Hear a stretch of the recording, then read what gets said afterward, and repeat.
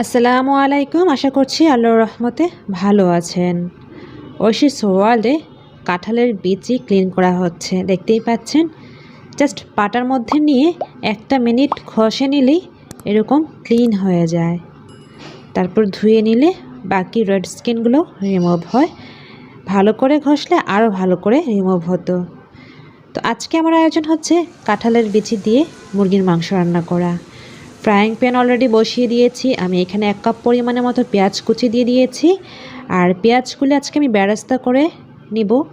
কিছু পেঁয়াজ তুলে নিব আর বাকি পেঁয়াজে আদা, রসুন, পেঁয়াজ এগুলোর পেস্ট দিয়ে কষিয়ে নিচ্ছি। তো বেসিক ইনগ্রেডিয়েন্টস যেটা লাগে সেটা আপনারা সবাই জেনে থাকবেন, বাট আজকে আমার স্পেশাল হতে যাচ্ছে এটা, কারণ আমি এখানে বাদাম বাটা দিয়ে দিয়েছি। বাদামের সাথে জাস্ট অল্প একটু আদা পেস্ট করে ডিপে রেখে দিয়েছিলাম, ওইটাই আমি এখন দিয়ে দিলাম। আপনারাও এভাবে বানিয়ে দেখবেন, কতটাই টেস্টি হয়। নাড়িয়ে চাড়িয়ে এবার দিয়ে দিচ্ছি 1 টেবিল চামচ পরিমাণের মতো মরিচের গুঁড়ো আর 1 টেবিল চামচ পরিমাণের মতো হলুদের গুঁড়ো।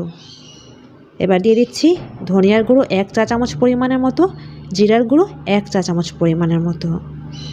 সাথে দিয়ে দিচ্ছি 1 চা চামচ পরিমাণের মতো জয়ফল জয়ত্রী গুঁড়া করে, 1 টেবিল চামচ পরিমাণের মতো লবণ এবং 1 চা চামচ পরিমাণের মতো গোলমরিচের গুঁড়ো।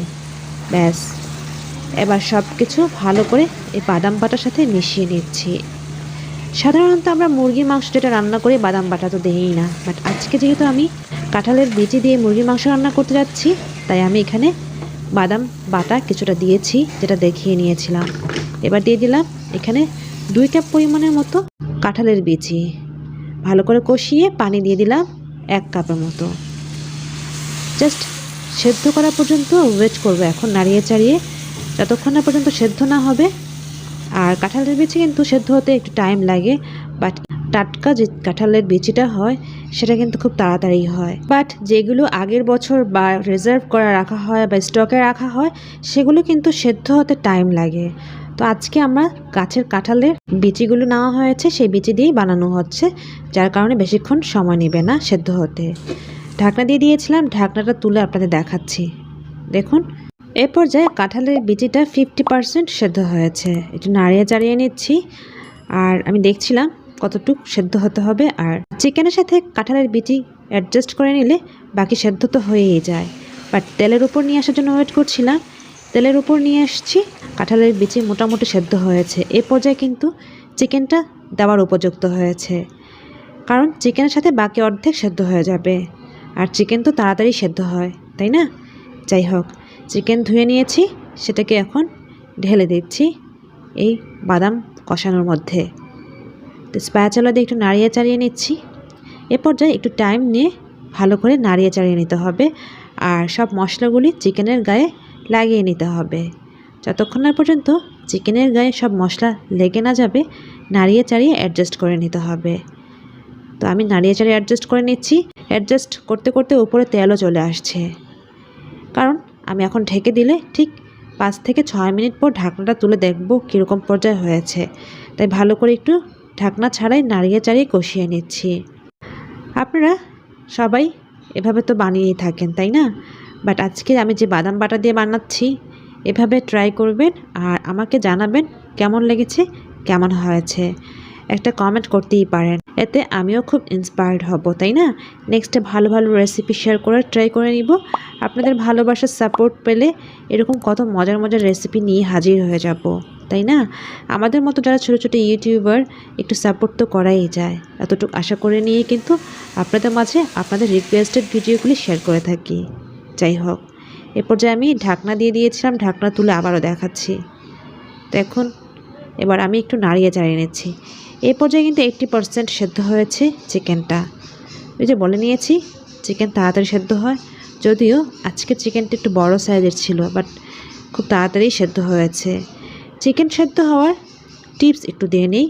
যখনই দেখবেন চিকেনের মানে মুরগির মাংসের রানের অংশটুকু একটু ফুলে আসবে, যেটা দেখতেই পাচ্ছেন, ঠিক এরকম একটু খুলে আসলে ভেবে নেবেন চিকেন মোটামুটি সেদ্ধ হয়ে গিয়েছে।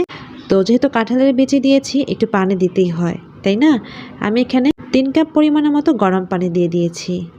যতটুকু আপনারা ঠিক খাবেন বা যতটুকু আপনারা কনসিস্টেন্সি রাখবেন ঠিক ওরকম করে পানি দিয়ে নেবেন। আমি এবার নাড়িয়ে চাড়িয়ে ঢাকনা দিয়ে দিব, সেদ্ধ হওয়া পর্যন্ত আমি এটা ঢেকে দিব। ব্যাস, ঢাকনা দিয়েছিলাম, ঢাকনা তুলে দেখাচ্ছি, দেখুন রানটা মাংসটা উঠে এসেছে, তার মানে সেদ্ধ হয়ে গিয়েছে। এ পর্যায়ে আর না ঢাকলেও হবে, আমরা একটু ঝোলঝোল খাবো তাই ঝোলঝোল রেখেছি। এ পর্যায়ে আমি কয়েকটা আস্ত কাঁচামরিচ দিয়ে দিব। আপনারা আপনাদের মতো করে কাঁচামরিচ দিতে পারেন, এতে ফ্লেভার ভালো হয়। আবারও একটু নাড়িয়ে চাড়িয়ে নিচ্ছি আর আপনাদের দেখাচ্ছি যে আমি কতটুক ঝোল রেখেছি। কাঁঠালের বিচি দিয়ে এই চিকেন রান্নার ক্ষেত্রে একটু ঝোল থাকলে ভালো লাগে। নামানোর আগ মুহূর্তে 1 চা চামচ পরিমাণের মতো সুগার দিয়ে দিয়েছি। ব্যাস, এবার আর একটু নাড়িয়ে চাড়িয়ে নিচ্ছি। আর কাঁচামরিচ দেওয়াতে একটা ফ্লেভার নিয়ে এসেছে, এই মোমেন্টে খুব সুন্দর একটা ফ্লেভার আসছিল। সবার শেষে একটা কাজ করেই নিব, জিরা টেলে নিয়ে সেটাকে ব্লেন্ড করে উপরে একটু ছিটিয়ে দিয়েছি। এইটা তরকারির স্বাদ কিন্তু চেঞ্জ করে ফেলে।